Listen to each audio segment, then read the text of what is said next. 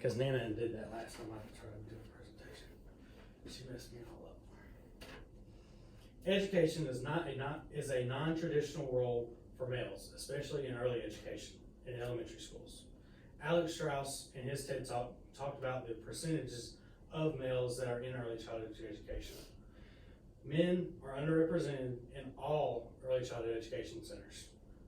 We need to stop ignoring this valuable tool for especially our at-risk students, our families that don't have both parents, the kids that only have a mom or only have a dad, especially when they can't get that male influence in their lives.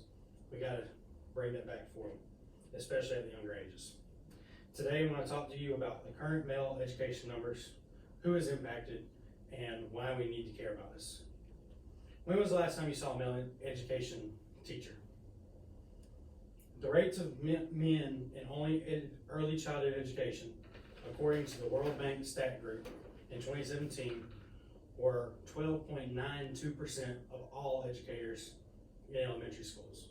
At 89,000 elementary schools, this is 31.5 million teachers, only 407,000 of those were male educators. That's just over 5 per elementary school. This, like I said, is non-traditional. Males do not typically go into early childhood education, mostly because of money, also because of patience.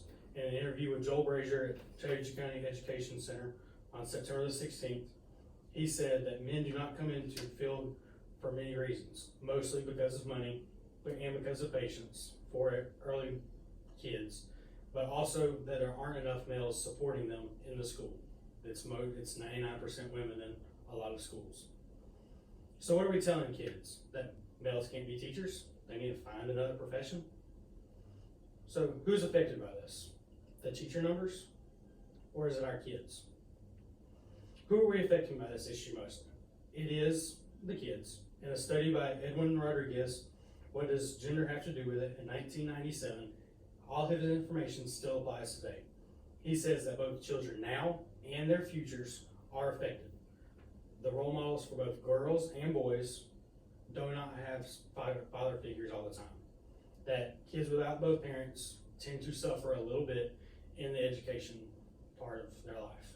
That they fall behind because there's not enough support at home and they need that extra support at school.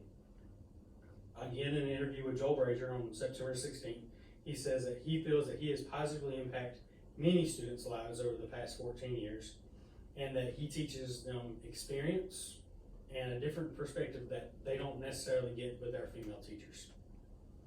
He says that men can be just as affectionate as their female counterparts, that he has had many students come through and say that he is doing just as good of a job and being cared for by him just as much as their female teachers. Like I said, most males, this is a non-traditional role. So males that are in education are normally called to education. They don't just join because that's the thing to do. So why should we even care? When are we going to care? Just another reason that men don't come into education, especially in early elementary education, is that they have to be careful, a lot more so than women. That the tone they use, the way they address a student, it's tough. They have to make sure they're on point every time and that nothing's said bad to the kid. In a field dominated by women and seen by mostly female mothers, men are not looked at the same. They are looked at a lot under more of a microscope than their female counterparts.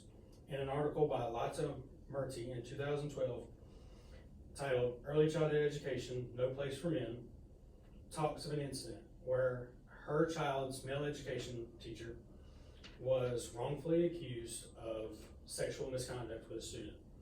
This was in a daycare center.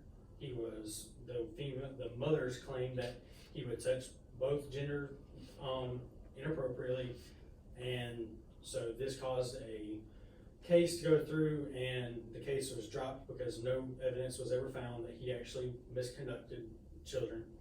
But he did lose his teaching license and is now no longer allowed to be around children or work inside that education center ever again.